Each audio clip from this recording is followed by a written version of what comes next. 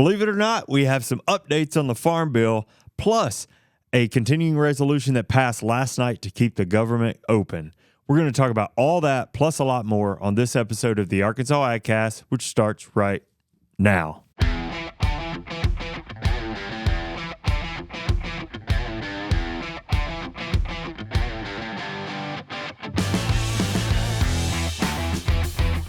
You're listening to the Arkansas AgCast, where we discuss the latest news, trends, and issues impacting Arkansas farmers and ranchers. Our show is brought to you by the Arkansas Farm Bureau Federation and hosted by Jason Brown and John Nickman. And, oh, hello. Yeah, Sorry. he snuck that one in on you, didn't he? He's probably sitting there just looking at us. Oh, I got it now. He's like, oh, are they saying something? I'm going to turn their mics off. If you're listening, that was me and John were just doing our Chatty Cathy thing while this wonderful lady talked about our show. We like to talk if you didn't know. When I walked out of the office a second ago, I go, well, I'm going downstairs to talk for an hour. Nobody laughed. Yeah, I've always listened to like sports talk and different podcasts, and you hear people always say, "Well, the talking heads this." It's like, I'm a talking head now. Yeah, we sure are. Yeah. Yep. Yeah. Well, whatever. Could be worse. How are you guys? Good. It's Thursday. Tomorrow's Yeah. Friday. We got a big weekend coming up. Yeah, a lot going on. Some weather moving through, which we'll talk about here in a minute. It was cool this morning. It was cool. It was 61 at my house about 5 o'clock. You needed a jacket if you were out, I'll tell you that. Yeah. But I think, I mentioned this earlier, and I'll tell you guys too. Kind of sad, depressing news, but I'll share it. I read that tonight, I think, is the last pre-7 or post-7 p.m. sunset that we will have for the foreseeable future. I knew it was coming. So every year. It's You're guaranteed. You're so literal. I'm just saying, those days are getting shorter and shorter. I prefer the longer days. Yeah. Me too. Squeeze a lot more in there. Season's changing. It's gonna be cool and rainy tomorrow. I've got soup ingredients on my grocery list. You gonna make chili soup? No, I think I'm gonna make potato soup. Soup. Yeah. So, a little bacon. Yeah, a little bacon in it. We and I'll tell you why we'll talk about here in a minute, but we did a farm tour yesterday, and I picked up some farm fresh ground beef, which would go wonderful in a pot of chili. That being said, I left my house this morning with it in the freezer and not the refrigerator, and I need to prep it tonight. So we'll have to hold on that one until the next cool I have spell. an abundance of ground deer meat if you're interested in putting that in your chili. I'm always Very interested nice. I really need to move that product before the season gets here. Yeah. Well, I think you got 2 customers. Yeah. Yes. Perfect. So bring it on. Tomorrow y'all might be in for something. Okay. Very nice. Bring it on. We were in for something last week, too, which I'd like to acknowledge. Yes, please do. Tell them what I so graciously, or excuse me. Brian, go ahead. I was the middleman in this situation. Yeah, well, Yeah, I was just I don't delivering. care what you call yourself as long as you... The reluctant middleman, because it was a covert operation, wasn't it? It was. But y'all were lucky because I think this was the best one yet. it was great. I think it was. was although really they've good. all been great. Fantastic. I think this one was the best. It was really, really good. Mm-hmm. I was very thankful for it. Yeah. I did share. Yeah. So what are we talking about? I started by when I shared, I told them I do not know where this came from, but you can have some I if don't you know want what it. this is, and I don't know where it came from, but it's good. Well, we were under strict instructions. True, we were. I didn't give you any instructions. I just said here. Let It me know what you was- think.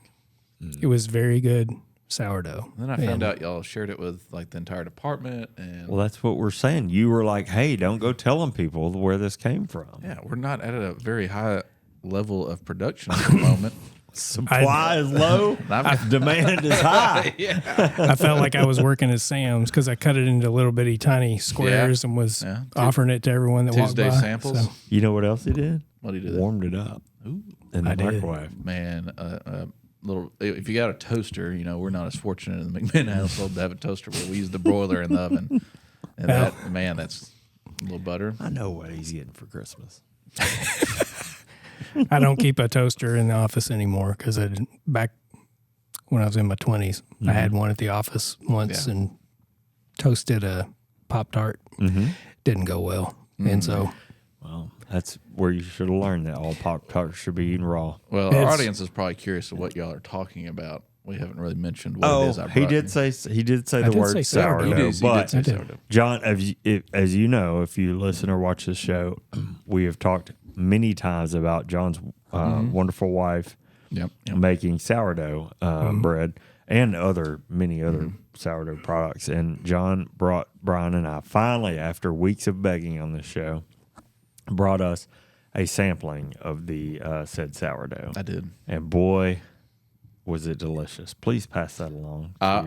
To add to this whole conversation, I share the podcast video when y'all post it on my Facebook page or on social media where I can. I might get, grandma, my mom, and a few others to like it. Very rarely does it have comments on it, but apparently people really liked that one. Really? And tagged my wife in every comment that they... Yeah, so she got a lot of recognition. So for her sourdough skills. Well, she's bringing viewers and listeners to the podcast with one slice at a time. Well, we can tell her right here and now. It was very, very good. Thank you. It was delicious. So, there you go, Mary Louise. Yeah, it was wonderful. Speaking of family, we got a couple birthday shout outs that I think need to happen. Yeah. I've got one in my house tomorrow. Marilyn is celebrating a birthday tomorrow. Happy early birthday, Marilyn. Yes. So we're very excited about that. All kinds of plans for the weekend. Yeah. And Saturday, we're having the party. But little Tony Baloney. Yeah, buddy. Anthony. Mr. Pepperoni Ravioli is having his second birthday. What is the theme of this birthday? Little Tone is obsessed with lawnmowers and trash trucks right now. Oh, man. And some other, any YouTube video Machinery. you can find that they're using heavy equipment or lawn equipment or boats or trucks. He's all about that. That's what he likes. The theme is going to be lawnmowers. Yeah. Oh, that's awesome. And he will have. He's spoiled, of course, but he will have a full, minus the truck and trailer, landscaping business at our house. Oh, really? After this weekend? How about that? Don't listen until Sunday. So it'll be a big day. The weather might be a little issue because we're supposed to be a pool party. Oh, yeah. I don't know if you're having a pool party. Last year, we did it outside, and it was terribly hot. So we were like, okay, we'll do a pool party this year. Makes sense.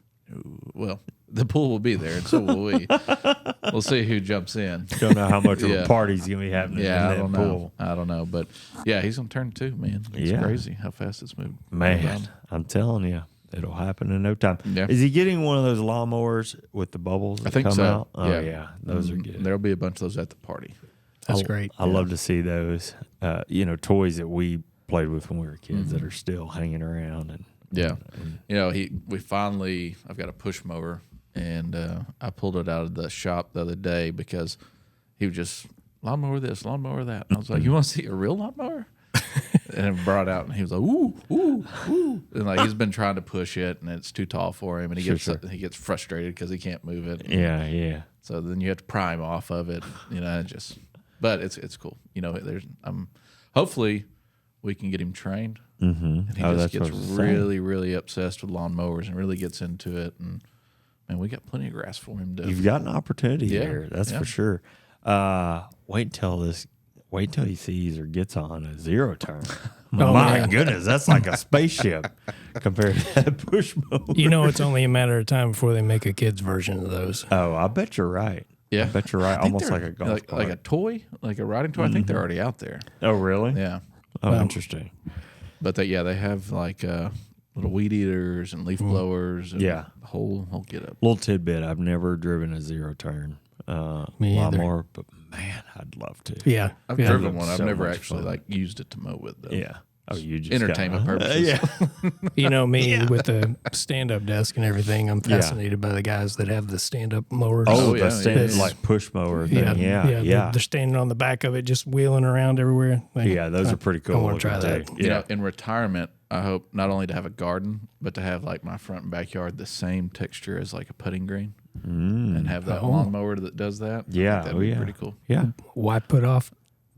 It takes a lot of time that I just don't want to give it right now. Speaking of YouTube videos, there's a lot of videos that on that process and that kind of mower and all that kind of stuff. That's pretty fun. So what you're saying is you're going to be Bill Murray. Yes. Yeah. Heavily influenced. That's pretty funny. That's pretty funny.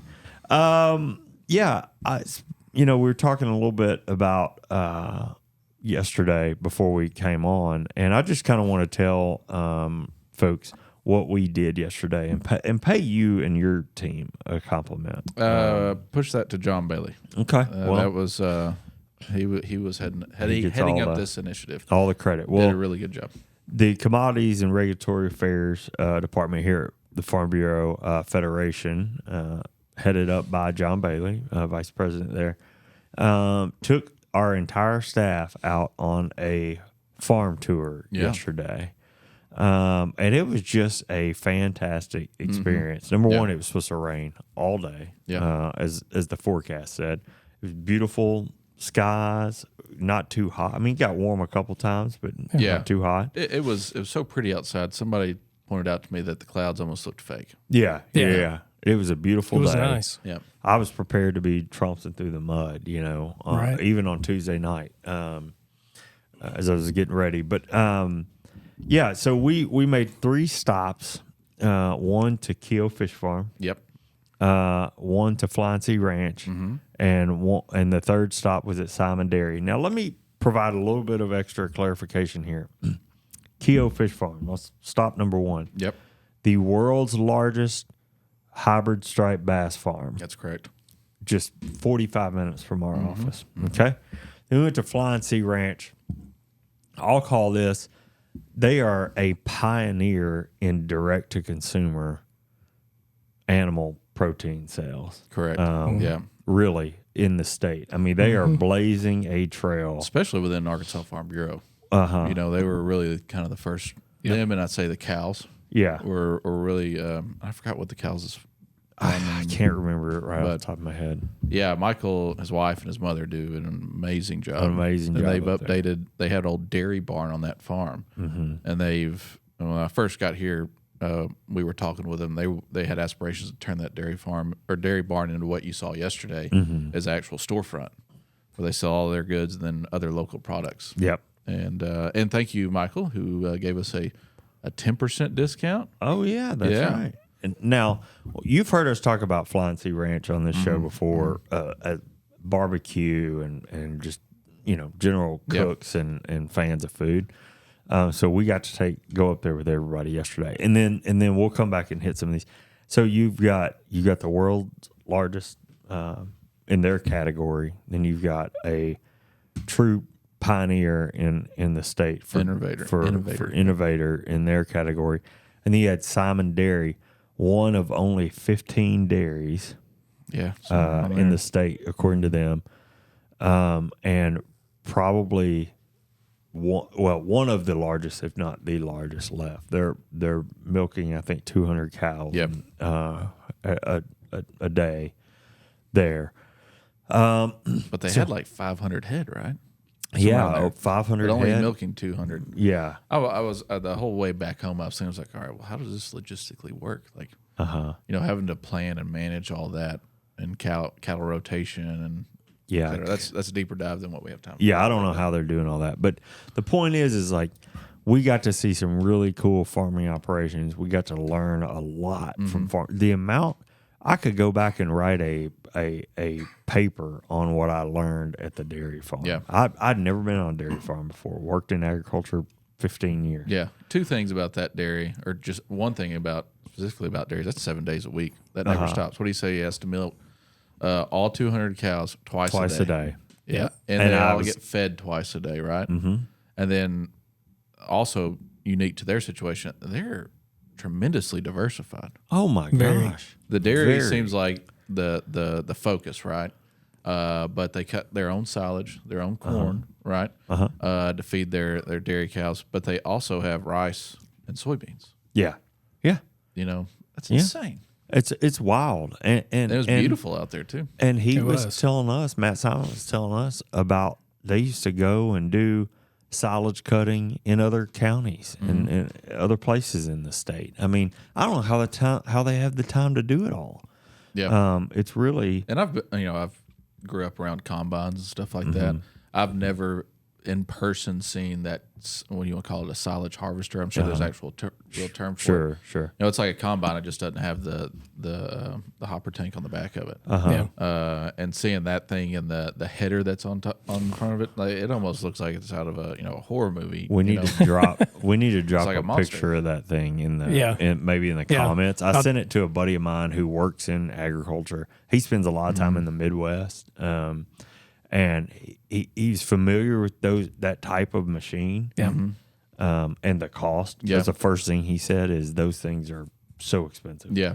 But he told me he had never seen one that large, and they told us there's only 15 of those in the entire state of Arkansas, and that's the largest one in the state at a 10-row silage grinder, harvester. I think also to add is a lot of farmers are this way and they have to be sustainable. But remember we drove by, like we were taking a last little tour on the back side of the farm. We came back and there was a fire truck in the bushes, and somebody was like, "Oh, there's a fire truck." And he was like, "Well, we bought that just for the engine. That engine's in a tractor. A tractor, now. It's cheaper to buy that entire fire truck and take the engine out of it, put it in a tractor, than would be to go buy a brand new engine and have somebody else. I loved it. The ingenuity, the adaptability. That's the way you got to be. Yeah. And these guys are masters of it. And we talk a lot about how farmers have to be, accountants, the business side of that. You know what we don't talk a lot about? The mechanics. Yeah. Oh, the mechanical ingenuity, to use your word, the welding, all. I mean, if somebody brought me a fire truck and said, "Hey, this is all yours. All you got to do is pull the motor out of this and put it." Oh my gosh, there's no way. And then, like right before we got to the fire truck, we passed one of their houses. I can't remember which brother it was. He was like, "Yeah, right after I got married, me and my brother built that house." Built the house. Them two. Exactly. Like I don't have that within my capacity. If I told my wife, "Hey, I'm gonna if I told my wife, "Hey, I'm gonna build a house," you know what she'd tell me? Move out. You find somewhere else to go because we're not leaving. We're not living in anything you build. Yeah. It was just great. So Flying Sea Ranch, we talked about them briefly, but everybody on the tour got a chance to go in and shop.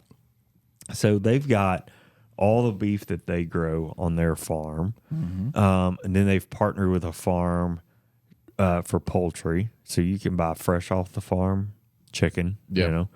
Then they had fresh off the farm pork. Yep. So they've partnered with a hog farmer, and all these are within less than 50 miles of them. And they had customers coming in while we were there. Yeah. So, and they added, since the last time because I go up there fairly often, they added lamb to the mix since I'd been there. You better believe I bought some lamb yesterday. And that farm's another picturesque area too. Oh, very much beautiful out there. They had some good sourdough apparently, but they were out of it yesterday.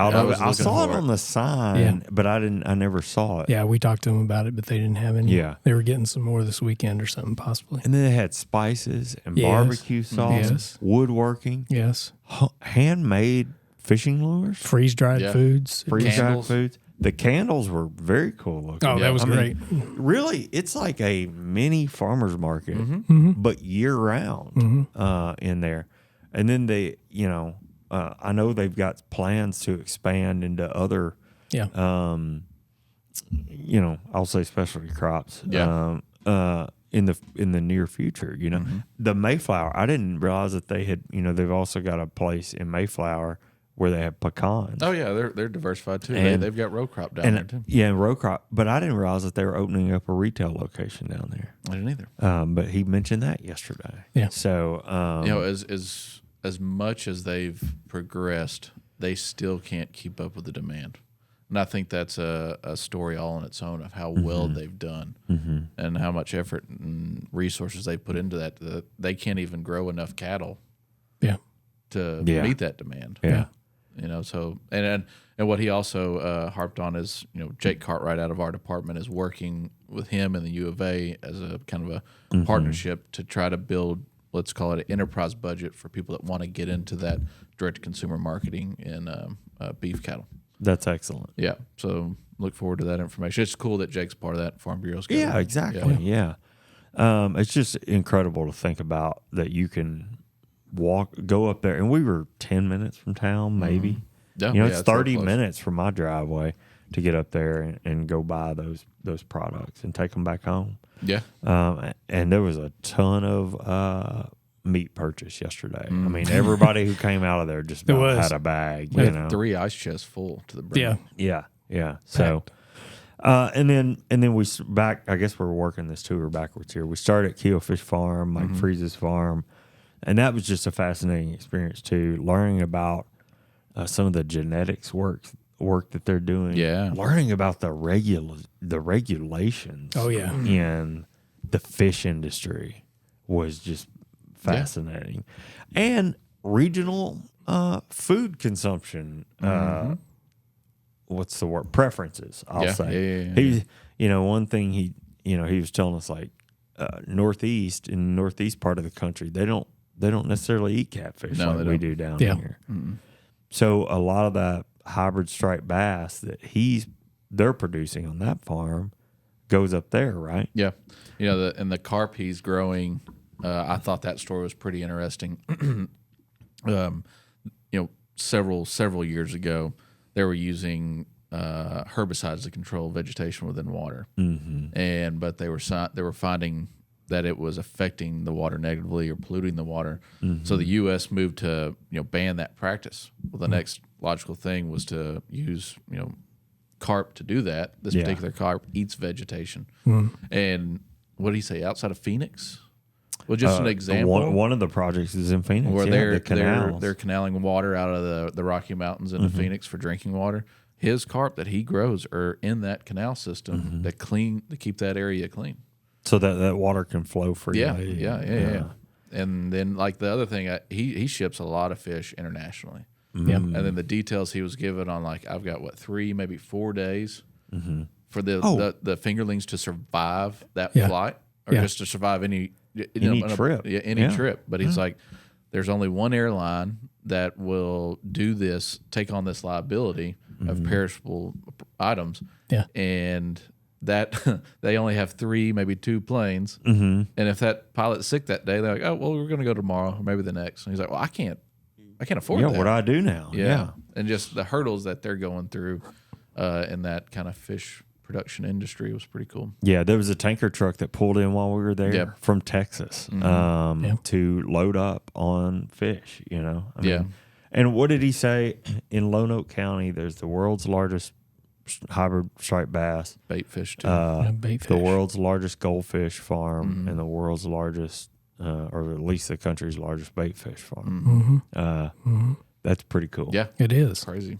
And what I was amazed, as I was at home last night kind of reflecting on yesterday and everything we saw and learned, sharing that with my family, I thought, the furthest we went was Keo, was the fish farm. Yeah. And that was 45 minutes. Yeah. We did all of that within a 45-minute radius of this office in the middle of town in West Little Rock. Yeah. We got to see 3, we got row crop, dairy, fish, and cattle, all within that. Little Rock sits on that geographical divide of, to the east you've got everything that's flat, row crop. In the west, you've got the hills, mountains, depending on who you talk to. So you get a little taste of everything. Yeah.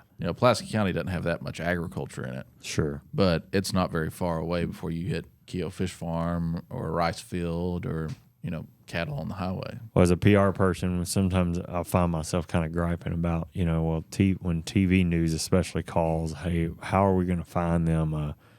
They've got to move quickly. How are we going to find them a farm within an acceptable driving distance? And I was reminded yesterday, sometimes you might not just be thinking big enough. Think about it. It's a lot right here. So anyway, it was a fantastic day again. Hats off to the commodities team for that. The other thing now, I will say, we were on a bus together. Yeah. So we were all, and I don't know the last time I was on a bus. I don't either. Well, I take that back. They bussed us around for Commodity Classic last year. Oh, really? Last time on the bus. But yeah, that's like team building. Yeah, so everybody was kind of chit-chatting. Mm-hmm. I got on the bus. When I got on the bus, there were already a few people on it. You were already on. Yeah. I went to sit with you, and I find myself doing this. I'm like, well, we do the podcast. People will make fun of us sometimes if we're hanging out. Even any of the three of us, Yeah. But you're an adult, too. You kind of want your own space, Oh, they're just doing the podcast. It's just a podcast team hanging out, or podcast boys, depending on it. They're just hanging out together, whatever. Mm-hmm. It's like, and then I got to thinking about that, like, wait a minute, never mind. I want my own space. Mm-hmm. And I even asked the question. I said, am I going to be a jerk if I take the seat in front of you for my own self? Like, I don't want to be that guy. Yeah. Like, I'm going to run in the office, but right now I'm going to try and sit by myself. Yeah. Came back out. Very happy to see my solo seat. Nobody stole your backpack? My backpack in one seat, me in another. This is perfect. Yeah. And then, you know what I was thinking? I sat up against the window. What were you thinking? Yeah. I sat up against the window. Uh-huh. And people were walking by. And I was like, you know what? I probably should have sat in that other seat. Yeah.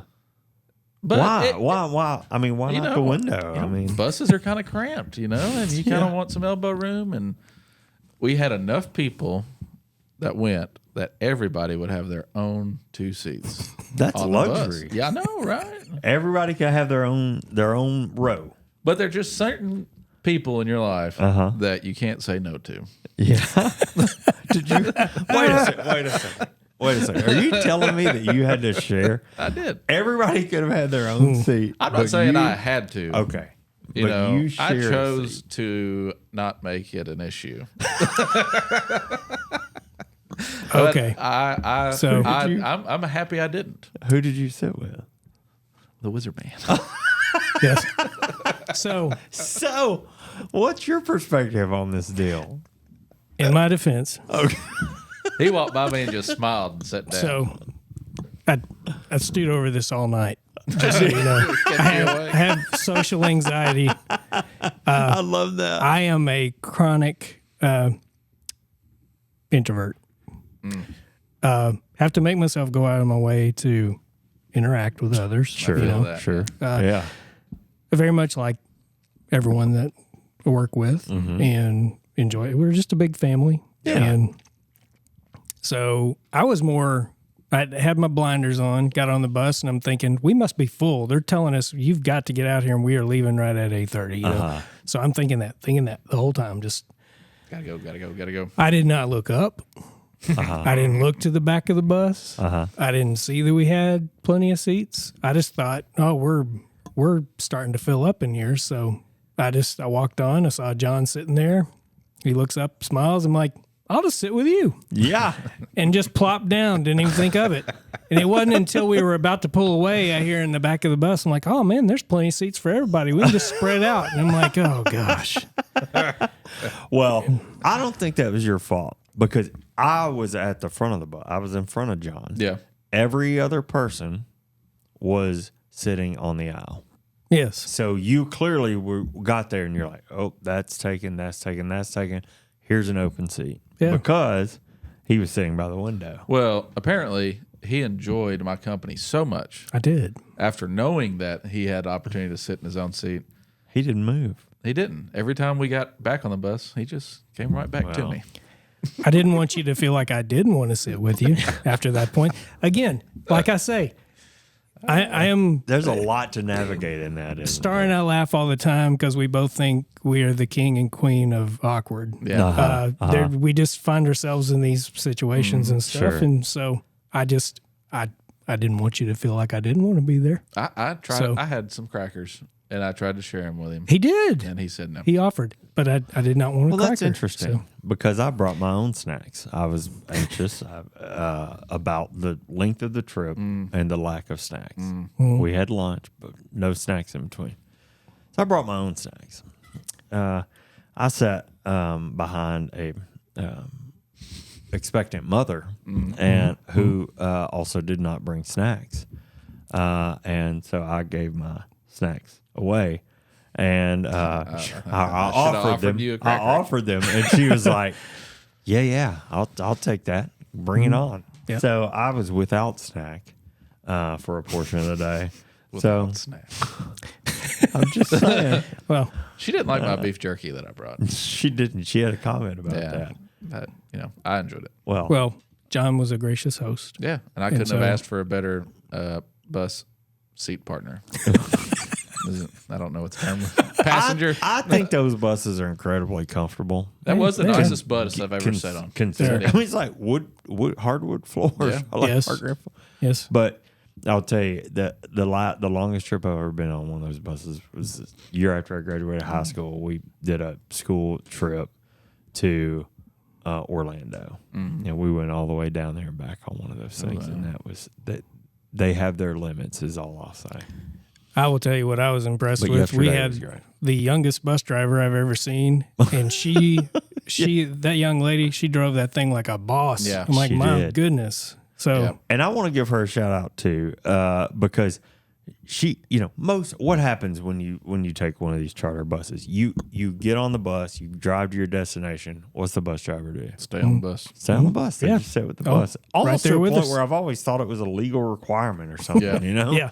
yeah. She said, "I want to do the tour with you guys. I want to learn about what you guys are She learning took pictures the whole time. Yeah. She took did. pictures. Ate She it did up. every tour with was us. I mean, it was very cool to see. And I think that also speaks to the quality of, I'll call it a program that y'all put on too. But I shout out to her for being a great driver and being interested in what we were doing yesterday. It was a pleasant surprise because, usually, I always thought like bus drivers must be retired people. Yeah. And I think, what'd you say, that she was looking for something that was going to challenge her? Yeah. Yeah. And driving a giant bus full of people was with a CDL. scary Yeah. enough. Yeah, they say if it scares you, then it's worth doing. So she looked at it that way, and kudos to her. She did it. Man, shit, that was a good experience. So, anyway, all right. Well, I know we've been going for a while. Oh, well, I got one thing I want to bring up. All right. I'm not going to spend a lot of time on it. Okay. Fantasy football. Yes. Would you guess who's in first place this year? And after three weeks, I will tell you who's not. I can tell you two people who are not. Our very own cameraman, Matthew. Really? Yeah, is 3-0. Wow. Look at Yeah. that go. Yeah. Man, he's a good one. And I think another highlight of fantasy football this year, for the first time ever, we have no winless teams. Everybody in the league has won at least one game. Really? Yeah. That's really. Usually we have multiple people that haven't won. I was going to say that's fascinating for a number of reasons. Yeah, But, fun fact. So, that's all well, I'm saying. I wish I could say that I'm enjoying fantasy football this year. I'm not, mainly because my team is terrible. But I've only won one game. I do. I have the same, and that's because somebody else made a mistake and didn't play somebody they should have. But it has been fun. Again, more sort of team bonding and spending that extra time with your colleagues and coworkers. So Absolutely. all right. Well, let's get into it. I did want to touch on crop progress and quality a little bit, just because they're in harvest. Because number one, we were off last week because we did a deep dive with economist Ryan Loy. Yes. Should have mentioned that.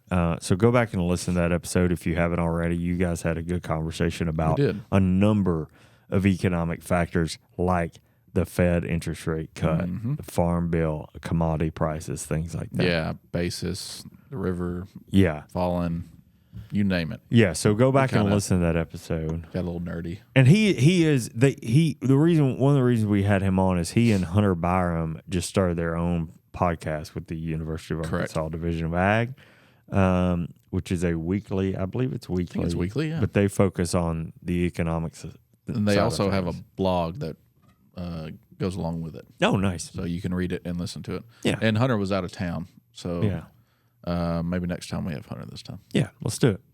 All right, so corn quality. We had no quality reporting from USDA this week, like the last time we recorded the show, mostly because of the progress of harvest. And speaking of harvest progress, corn is 90% done, or was as of Monday. That's a 6% jump over last week. The 5-year is 79%, and this week last year was 84%. So you can see we're starting to have historic pace catch up with us. Rice quality, we had no quality reporting there for the first time. That's probably because we've hit the 75% harvest progress mark here. That's only a 7% increase over last week.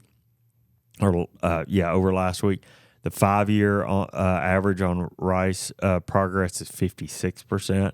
This week, last year, we were at 67%, so pacing closer to last year than the 5-year. Soybean quality is at 65%, good to excellent. That's a drop since the last time we reported on this 2 weeks ago. Likely because of that rainfall, heavy rain that came through with Hurricane Florence. 87% of the soybean crop is coloring, with 74% dropping leaves. 35% of the crop's been harvested. The 5-year on soybeans is 18%. Last year, we were at 26% this week. So you're starting to see us really slow down from that railing pace that we have seen over the last couple of months. And I should mention that 65% after this week or to next week may go down lower. They're on the quality. We've seen some early beans that were ready to cut early that didn't get cut and are experiencing some quality issues because of having to prioritize corn and rice harvest. Corn and rice, I think a lot of people had to move over to rice to try to get it out. And like we mentioned, I guess we weren't on there last week before, there was quite a bit of down rice. Or I think at that point the rain hadn't hit, and I was kind of assuming that we would see it. Yeah. So it's kind of slowed them down a little bit, but anyway. So we're seeing some quality issues and with soybeans. Okay. But now, once they get out of that early, if they already have or haven't got out of those early soybeans, I think the ones that weren't quite ready to cut are going to be all right. Yeah. Not if they were still green, green. But if they were still green, you shouldn't have any issues. Okay, or near as bad. Good to know. So cotton, real quick, 68% good to excellent, 10% quality drop since we last reported 2 weeks ago. That's likely rain too, I would assume. I would think so. 95% of the bowls are opening with 7% harvested. The 5-year average on harvest progress is 4%. We were at 3% this week last year, so we're still moving twice as fast as normal, I'd say. We spent some time over in the eastern part of the state, Cross County, last weekend, and saw 3 or 4 fields in St. Francis and Cross that were wide open, looking like snow. Yeah. So cotton, as soon as we probably get some of these beans and the rest of the rice and corn out. Yeah. Last weekend I was at a wedding just on this, right almost in a cotton field. Oh, really? Yeah. I bet that was very pretty. Oh, nice. Peanut quality, doing great. 81% good to excellent, leading the board here for that. Peanut harvest is 8% done with another 22% dug. So that'll sort of truck along over the next several weeks. Yeah. Let's talk about Hurricane Helene. So that hurricane will make landfall in Florida tonight with a potential for rain bands that reach far northeast Arkansas. Yeah. And that may have moved west a little bit. I know we've got some, what rain is predicted here in Little Rock tomorrow, which would be Friday. At least on my weather app, says as a result of Hurricane Helene. So it looks like it could be a Category 4 when it hits land. It looks like it's going to be intense. So, thoughts and prayers to those folks down on the Gulf Coast. Overall, it's been a pretty wet couple of weeks since we last reported on September 12th. Like we said, there was Hurricane Francine that wreaked havoc on harvest back then. I think the rain's really showing up in the harvest progress numbers overall and what we're seeing in that slowdown. As of Tuesday at 4 p.m., the Mississippi River was at 10 feet, negative 10 feet. Just a reminder, negative 5 feet is considered low there. The news is not all that bad, though. The Corps actually forecasts rising river levels through the remainder of the week and coming up above that negative 5 feet mark on Saturday. So on Saturday, the river gets into the black a little bit with the potential to dip back down below that low mark the first weekend in October. So we'll have to keep an eye on that. Yeah. But there seems to be some possible positive movement there. So. Well, hopefully, you want more rain for the river, but you also want to harvest. What do you get in return? Yeah. So let's move on to our stories. Yeah, let's do it. So, Jason, if I said we need a farm bill, we need it now, would you agree? You better believe it. But you better. Yeah. So all jokes aside, agriculture, specifically row crop, is experiencing an extreme downturn. Although we've seen favorable prices in the cattle industry, they too have their struggles. However, USDA's latest net farm income estimate showed a $35 billion decrease in crop cash receipts in 2024, which is the largest single-year drop in the last 50 years and the largest two-year drop in history. Unfortunately, 2025 is on track to be worse. With that, it's important to understand why farmers and ranchers depend so heavily on the Farm Bill. More or less, it provides a safety net for our growers, and since the new Farm Bill has not been passed, it has been very difficult for them to plan for the next growing season or the future in general. Right. In a Southern Ag Today article published today, Art Fisher and Joe Outlaw of Texas A&M outlined the severity of the situation and the nature of the Farm Bill negotiations. See, farm bills, as most of you know, were supposed to be negotiated and passed every 5 years. And the reason being is that it allows for the farm bill to be responsive to farmers and ranchers' needs. Those change every 5 years or so, depending on the situation or what we're dealing with. However, this system causes the farm bill to be caught up in annual spending fights with growers constantly having to defend their safety net. The article also points out that direct government payments to producers in 2024 are forecasted to hit a 42-year low. The last time we saw such a small investment in producer support was during the farm crisis of the 1980s. Without a new farm bill being passed before next year, growers could be facing some of the most challenging times we've seen in a really long time. So I think it's safe to say here at Farm Bureau we understand the need for a new farm bill. So I wanted to give an update on the organization's latest actions and that of other organizations and politicians advocating for a farm bill to be passed now. Arkansas Farm Bureau has been working diligently with our congressional delegation and congressional leadership to express the urgency of passing a new farm bill as well as a supplemental assistance payment. These efforts began in August when Arkansas Farm Bureau guided a coalition of Arkansas organizations in reaching out to the Arkansas delegation, urging immediate action to address the financial pressures facing farmers in 2024. The coalition's letter highlighted the widening gap between commodity prices and input costs exacerbated by high interest rates and described the situation for many Arkansas farmers as being at a crisis point in their operations.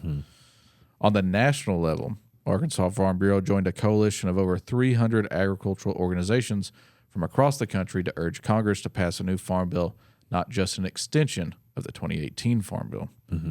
On September 17th, Senator John Bozeman, a great friend of the AgCast, provided comments from the Senate floor urging his colleagues to take action to help American farmers. As always, we are very thankful to the senator for standing up for our farmers and ranchers. Now, on Monday, September 23rd of this week, Arkansas Farm Bureau joined a letter written by the American Farm Bureau Federation, signed by all 51 state farm bureaus. That includes Puerto Rico. Right? Urging Congress to pass a new farm bill and provide economic assistance to bridge the gap until the new Farm Bill program benefits take effect in October 2026. The letter specifically addresses, and I quote, the dire need for Congress to pass a new farm bill that makes additional meaningful investments in the farm safety net. It also calls on Congress, and I quote again, to provide funds for natural disaster and economic assistance to bridge the gap until a new farm bill is enacted and implemented. Now, I should say that's very important because, like I said, any new farm bill that's passed, we're not going to see those impacts until October of 26. Yeah. So more than a year from now. Additionally, all four members of Arkansas's congressional delegation have signed Congressman Mark Alford's of Republican of Missouri, quote, Dear Colleague letter, supporting the reauthorization of a 5-year farm bill. If you are interested in reading the letters, you can find them on our resources page at arfb.com/resources. And to read more about the Senator Bozeman's comments, you can find that at agriculture.senate.gov. And as this situation develops, we move forward in trying to push this farm bill to get passed. We will continue to keep you updated here on the show with any additional movements or steps in the right or wrong direction. Just a note, too, that Dear Colleague letter that you mentioned there at the end, I think the deadline for that was yesterday. I think so, yeah, we are talked to Jay Robbins in our Government Affairs Department today, Government Relations Department, rather, and he is working on getting his hands on that. Okay. And as soon as we have it, we'll have that up on the website, too. Same page. So same page. Yep, that's exactly right. So you see a lot of that, a lot of action, really, a lot of pressure. I'd say the heat is on. Yes. Yes. If I may, we're going to talk a little bit about the Farm Bill extension. and right. How that relates here in just a few too. How that relates to the continuing resolution that was passed last night. All right. Well, when I came across this story earlier this week, I did a double take, honestly. Mostly when I read the words short corn in the headlines. Little corn? Little corn. What is that? We had a couple of conversations in our hallway about whether or not that meant that little corn that used to be on the salad bar. Little pickled corn thing? Yeah. What do you call that? I don't know what that's called. I used to know the name because we used to joke about Tom Hanks from Big all the time when he did that with the little corn. So I'm not crazy about the texture of those, but I've never eaten one. I'd rather have pickled okra. Well, it's what's funny. That's one of those things that you've never seen in someone's fridge or at their home. Only on the salad bar in a restaurant.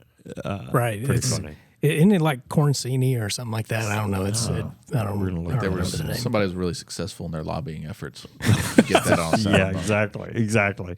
All right. So anyway, that's not what we're talking about when we talk about short corn. I'm going to tell you what we mean. This story is from the Associated Press and Scott McFetridge,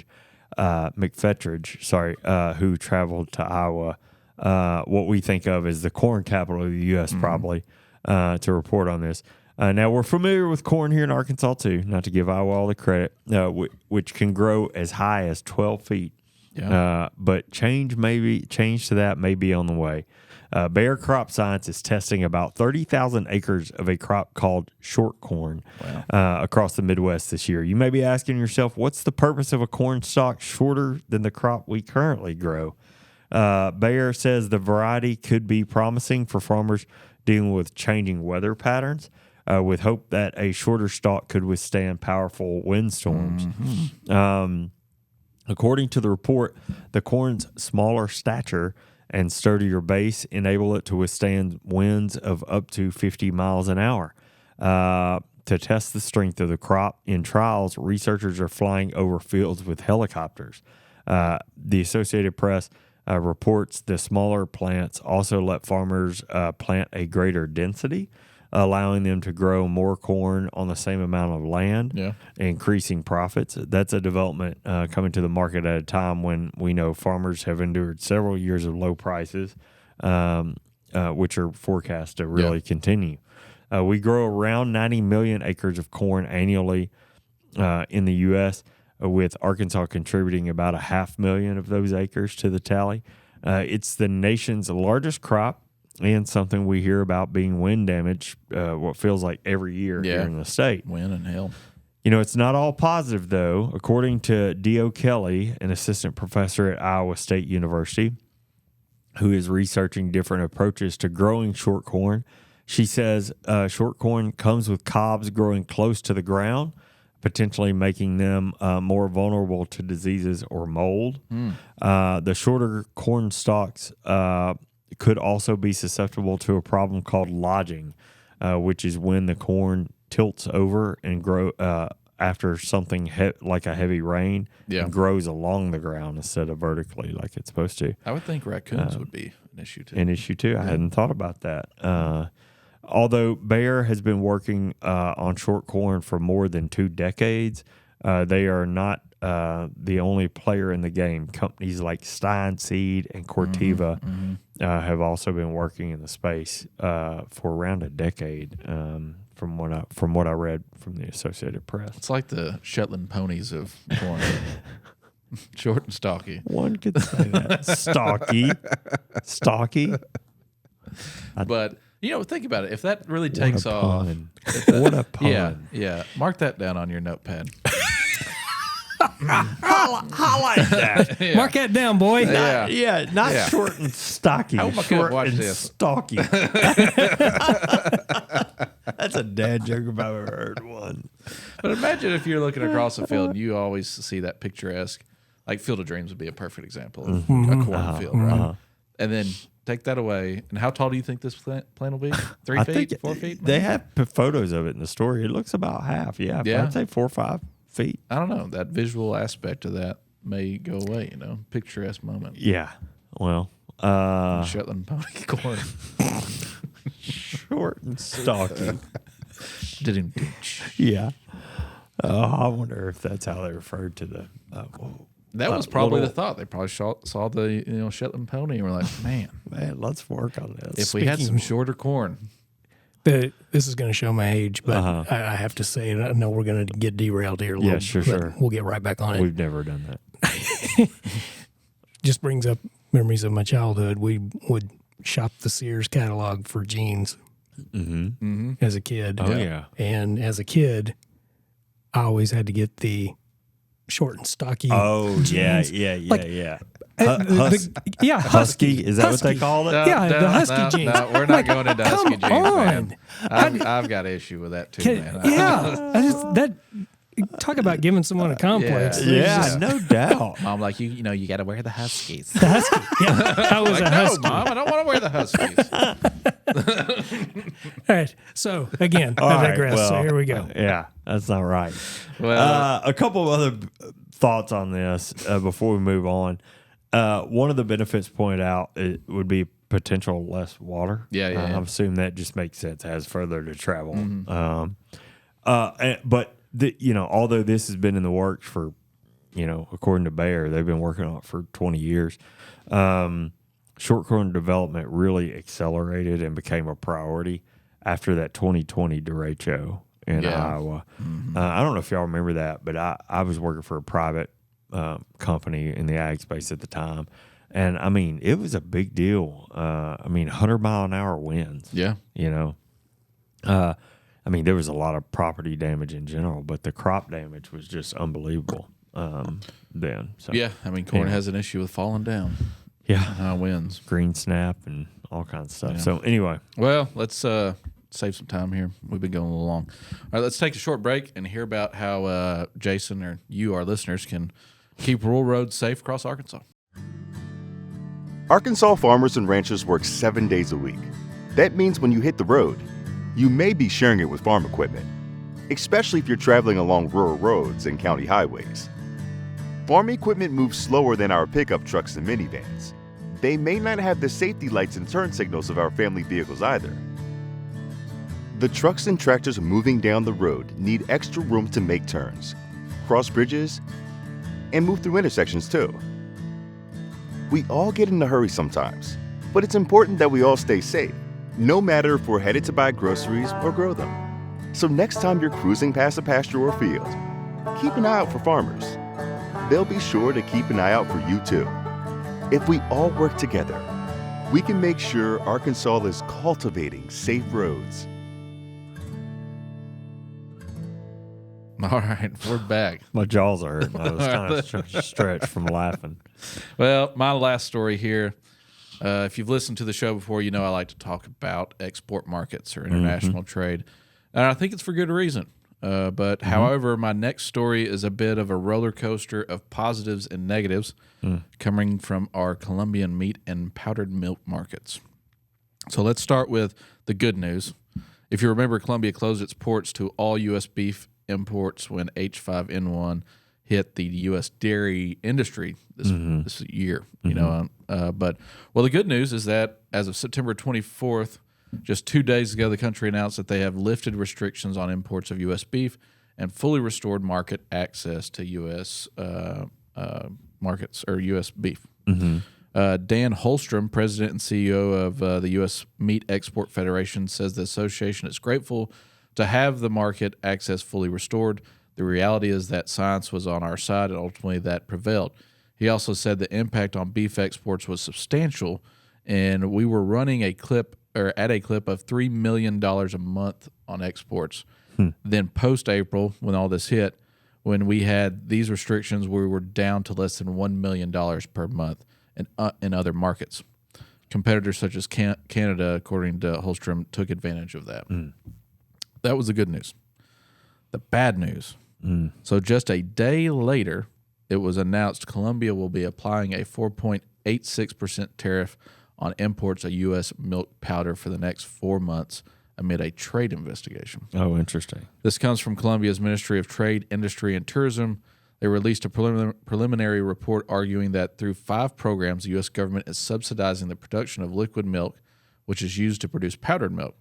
The agency claims food companies are choosing the allegedly subsidized powdered variety from the U.S. over fluid milk from Colombian producers due to the difference in price. According to AgriPulse, the U.S. last year exported 24,000 metric tons of milk powder to Colombia, worth $69.2 million.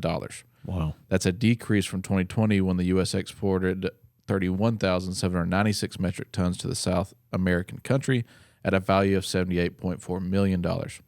However, the U.S. made up 62% of that total powdered milk imports to the country last year, which the Colombian government argued is one of the many elements currently hindering the country's domestic dairy industry. Interesting. Yeah.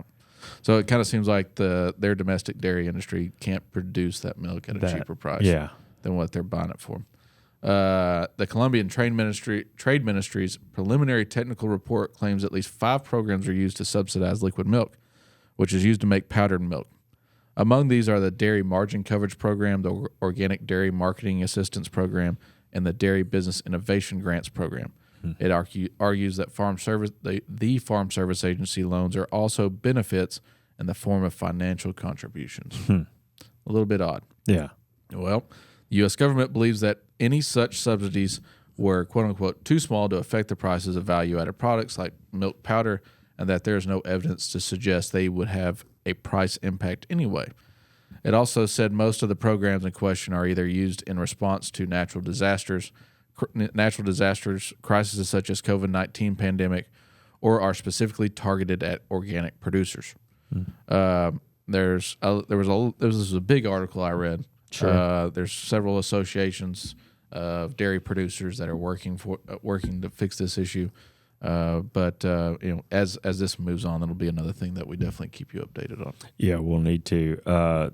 It sounds like, especially at a time where that export deficit, the ag trade deficit. And it also kind of went into the detail that like the dairy producers here in the U.S. were really upset with the fact that Colombia just decided to do this without any like, hey, we kind of have an issue here we want to work with you on. Yeah, let's talk about this. They just slapped it and walked away from it. Yeah, that's interesting. And the question is their report and the evidence they're trying to provide, is it accurate? Yeah. Are they not looking at the whole picture? Do they not have all the numbers? Blah, blah, blah. Yeah, that's interesting. Well, as we wrap up today, if you've been following along Congress the past several weeks, we've had yet another showdown over funding the government and avoiding a partial shutdown, at least. That was resolved last night. Congress has approved a stopgap funding bill to fund government programs through December 20th of this year. The bipartisan bill postpones debates on a full year of funding for federal programs until after the election, but before a new administration takes office. The House and Senate both approved the measure with overwhelming support, laying the argument to rest for 3 months. But we'll likely see a contentious and broader fight over individual spending bills once we get past November 5th, which is Election Day. Yeah. The bill did boost funding for the U.S. Secret Service by $231 million, following the recent threats we've seen to former President Trump. It's worth noting this action took place without any impact on the Farm Bill extension, which is set to expire on September 30th. Now, I asked Jay Robbins about this, and he said some Farm Bill programs will expire September 30th, and others will expire at the end of the crop year, which the government considers officially over on December 31st of this year. So, yeah. So they'll come back right to D.C. after the election. Nobody really wants to be in D.C. right now because they want to be out campaigning and helping. So after the election, what is the window? By the time they come back in the end of the year. Yeah, maybe 30 days. Yeah, So you got Election Day on November 5th, which is obviously Tuesday. And then really, this expires the 20th. Yeah. So you got to do something. And you've got a week of Thanksgiving in there. Yeah. So if you think about it, really, a few weeks. Yeah. So what are the odds and the chances of a real farm bill getting passed in that time frame? Look, I know. Well, I don't want to debate because I don't know, but the odds seem low. Yeah, I'll say that. Yeah. Especially when they only pass this for 90 days. This CR is only good for 90 days. So now you've got another funding struggle that deadlines at December the 20th, and the Farm Bill issue at hand, and that seems like a lot to accomplish. Especially when you've passed whatever the election results are on November 5th, assuming we know on November 5th, whoever comes out on top, and really think about that in three ways: the White House, the House, the Senate. Whoever comes out on top is going to think that they've got the leverage, and it could go in that direction, or like whatever that outcome is, the Farm Bill is going to follow that aspect of it, and potentially. I'm not a pollster. I'm a guy that hosts a weekly podcast. Maybe you need to start a poll. But no, I don't. For the what I was going to say is the likelihood of all three of those positions being held by the same party, the House, the Senate, and the White House. That's asking for a lot. Yeah. So I say that to say, you're not going to have consensus after November 5th. And those people don't take office until January. If the White House changes, from one party to the next, or if it doesn't, there's a new candidate on the Democrat side. Which one slows down the Farm Bill process even more? Yeah. Is it the new party? Yeah. Or is it the new person from the same party? I think then you go to look at who's got control of the House and Senate, and by how much. Yeah. Right. That's the other piece of it. Yeah. So anyway, a lot up in the air. Well, of course, it gives us a lot to talk about. It gives us news to continue reporting on, so that's a good thing. All right, we went long. I apologize to our listeners, viewers, and to you, Brian. It's all good. We had a lot to talk about today. It's been a busy week. Yeah. So some weeks we don't have all this to talk about. That's fair. That's right. That's fair. And speaking of all this, it dawned on me because we're planning for the fall. Looking at the dates, the resolutions meeting is coming up on the 6th and 7th of November. So we will know who our next president is as we're going into that. That's right. The day after election. It's gonna I didn't think about that. It's going to be a very interesting. There'll be a lot of energy in that room. Exactly. Yeah, it's going to be a very interesting resolutions this year. I didn't even think about that. That's fascinating. It's going to be a great week. Yeah. So. Yeah. But all that said, hope resolutions doesn't start too early because I'll definitely stay up watching election results. I should say, since you brought that up, that October 11th is a deadline for submitting your resolutions to the state. There you go. Yeah. Yep. Okay. For sure. It is your moment. Noted. Mr. It's Wizard my Man. moment. Yeah. It's the moment for one shining moment. Sorry for speaking over you then. How dare you? I know. The greatest part. Really I think he was disappointed, half expecting me to do that on the bus yesterday. So, Stop the host. all right. So we have arts, science, entertainment, history, general, geography. It's a full board today. It is a How full exciting. board. So Busy. I think it's your pick, isn't it? Yeah, I think you're right. General. Okay. Whose birthday is celebrated on the third Monday in February in the U.S.? George Washington. Correct. So How about that? easy one is out of the way. Some would say the greatest president ever. Some would. I think he's the longest one that ever was president. Too, wasn't he? Yeah, I think so. Didn't have terms back then. Yeah. All right. So what's next? Do you have a president with wooden teeth? Yeah, he did. He didn't. But was he the only one? Oh, I wouldn't think so. Okay. Or I wouldn't say that. I wouldn't be surprised if he wasn't. Put it that way.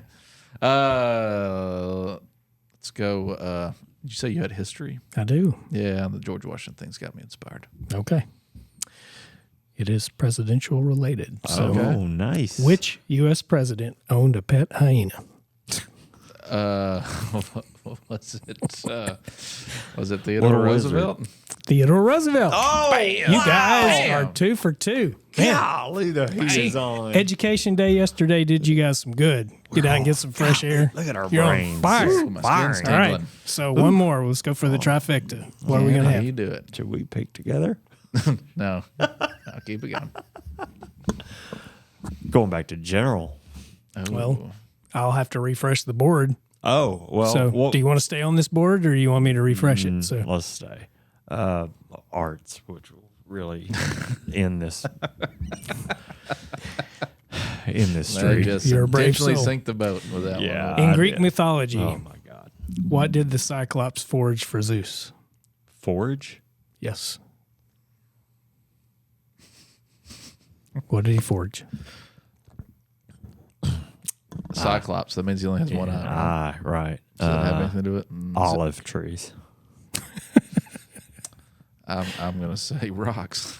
You don't necessarily forage for rocks. You collect rocks. Yeah. Forage. Just to clarify, this is Zeus we're talking about. I don't think he's- Thunderbolts. No. Look at him go, Zeus man. threw thunder. I didn't realize it was going Wow. to be that easy. How would Cyclops Okay.